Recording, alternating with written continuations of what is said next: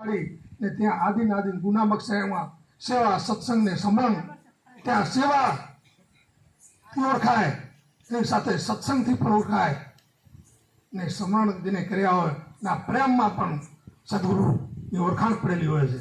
માટે આપણે સાચા સદગુરુને ઓળખવા માટે સત્સંગમાં જાજી. સત્સંગ વિના મન સમજે એમ નથી ને સત્સંગમાં બોલીથી જ ઓળખાય. જેમ કેશવ ભગવાન બોલ્યા કે મેં ની જન્મ ધરાયો, સૈયા મોરી મેં ની જન્મ ધરાયો, જગ थे आगे मैं आयो, मैंने आ शरीर बनायो, उत्पत्ति लीला मेरी મેં આ ખેલ ખેલાયો. આવી સંત પાસે ભાષા એના હૃદય કમળમાંથી ઉગી હતી. કોઈ ગોખણનું જ્ઞાન નહોતો, એના હૃદયમાંથી જે ભેદભાવ મળ્યો હતો એમાંથી આ વાણી નીકળી હતી. એ પ્રેમમાંથી પ્રવાહમાંથી નીકળી હતી ને ગુરુના ગુણ ગાતા ગાતા નીકળી. એટલે મોતીરામ કેશવ ભગવાન બોલ્યા મારું કાર્ય સરશે, મારું દિલ ઠરશે, ગુરુ મળ્યા ગુણના ભંડાર, આપ બતાવો વાટડિયા, સિંચનમાં હું દર્શન કરવા દોડું છું અકેલી, સુરત તમારી જોવા થઈશું ગેલી ગેલી, મુગડા બતાવો મનમાં આવો છે તમારો આધાર. આવી વેદનાઓ વીર જાગી હતી કેશવ ભગવાન સાથે.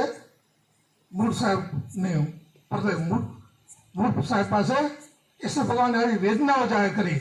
એમ પણ મેં પણ સદગુરુ પાસે મારું મનડું હેરાણું, મારું ચિતડું ચોરાણું, સદગુરુ મોતીરામ નામમાં. જેનું મન હેરાઈ જાય, જેનું ચિત્ત ચોરાઈ જાય, એનું દિલ પણ હેરાઈ ગયો, એવા સદગુરુ અમને મોતીરામ સાહેબને અમને મળ્યા. એ નામ સાથે અમારી લગન લાગી. અમારા મન ત્યાં તલપવા લાગ્યા, અમારા ચિત્ત પણ ચોંટી ગયા કે આને ભગવાન કહેવાય. આ ભાષાને અમે જાણી જીવનની અંદર, એટલે અમને આનંદ થયો. અમારા હોપડા મટવા માંડ્યા.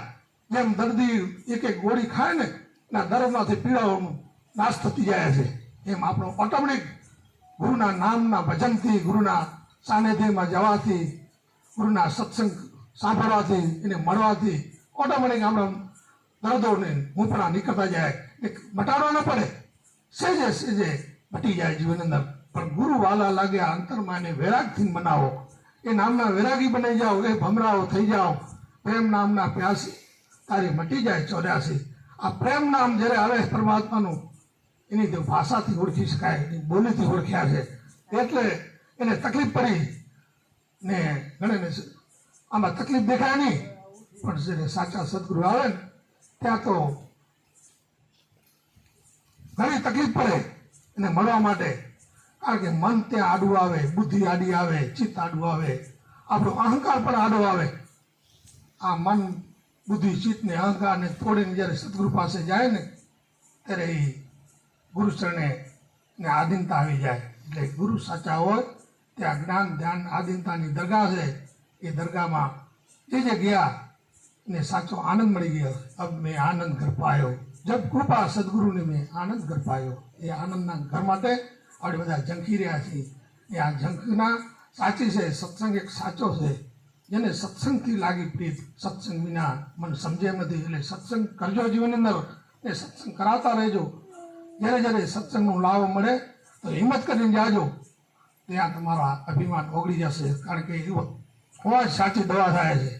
જેમ કલેક્ટરની ઓફિસમાં કલેક્ટરની હાજરીમાં બધી સભા શોભે છે, એમ સદગુરુ સાચા આવે છે ત્યારે સત્સંગની શોભા પણ ગમે છે.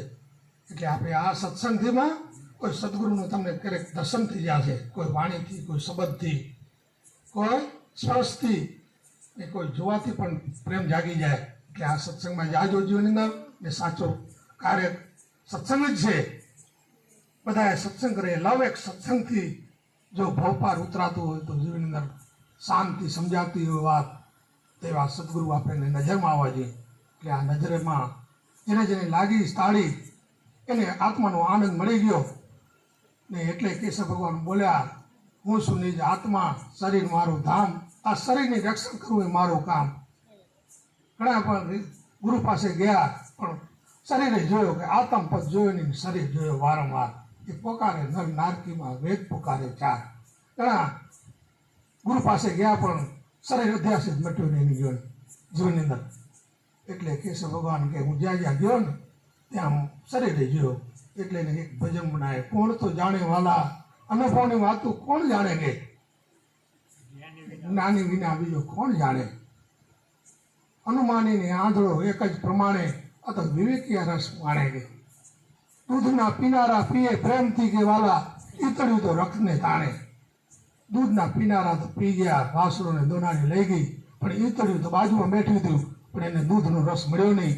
એમ ઘણા બાજુમાં સદગુરુના બાજુમાં રહેતા હોય, પણ એને દૂધનું રસ ન મળે, ઈતળીનું રસ મળે, જેને ઈતળીને લોહીનું રસ મળે, દૂધ ન મળે જીવનની અંદર. પણ જે પ્રેમી બની ગયા, જેને ખબર પડી ગઈ કે આવમાં દૂધ છે, એમ દોનારીને વાસળો ચકચક લઈ લે છે, એમ જીવનની અંદર કોઈ પ્રેમી પરમાત્માને ઓળખી જાય છે. માટે આપણે આ અનુભવની વાતો જ્ઞાની વિના બીજો કોણ જાણે? એ તો અનુભવની વાતો છે જીવનની અંદર. ત્યાં અનુભવ વેદાના પુષ્પે જાના દ્વિતીય મિટાना तो सत्य ब्रह्म में समाता है. ऐसी जोत जगाना गे, ऐसी जोत जगाना गा सत्य ब्रह्म में समाता है. એ જો એવી જોત જગાવ કે તું સત્ય બ્રહ્મમાં સમાઈ જા. આવી સદગુરુ આપણને શાન કરે છે. એટલે કેશવ ભમરો રમે ફૂલવાડીમાં, કેંગારે હરવિષ્ટાને તાણે. જ્ઞાનની દળીએ કોક વિવેકી રમશે, એને પહેર્યા હોય સંતના જામા. અનુમાની તો આપને વખાણે.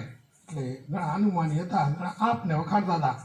હું ભગવાન છું, તું ભગવાન જ છો, એ અનુમાને વાતો કરતા હતા.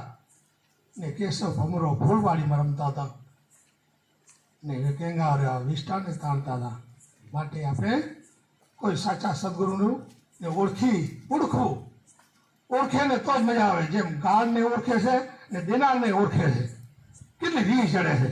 ગાળને ઓળખી છે ને દિનારને પણ ઓળખી જાય છે કે આને મને ગાળ દીધી, આ કેવો આપણે નજરમાં રાખી છે. એમ આપણે પણ સદગુરુ એવા નજરમાં આવી જવા જોઈએ કે મને સદગુરુ સાચાની સત્તાને અનુભવવું જોઈએ કે આ શું કહેવા માંગે છે. બધા બ્રહ્મને આત્મા તો બધા કહે છે, પણ આત્માને બ્રહ્મની સત્તા શું? ત્યારે એની પાસે સત્તા ઓળખી જાય છે કે આને બ્રહ્મને આત્મા કહેવાય છે. એટલે માટે આપણે સત્સંગમાં જાય, સત્સંગમાં બેઠા સદગુરુ જીવને જગાડે. જે જીવ બન્યા ગયા એને સદગુરુ જીવને જગાડી અને પોતાના આત્મના ઘરમાં લઈ જાય છે. બોલો મોતીરામ કાયમ કેશવ ભગવાનની જય.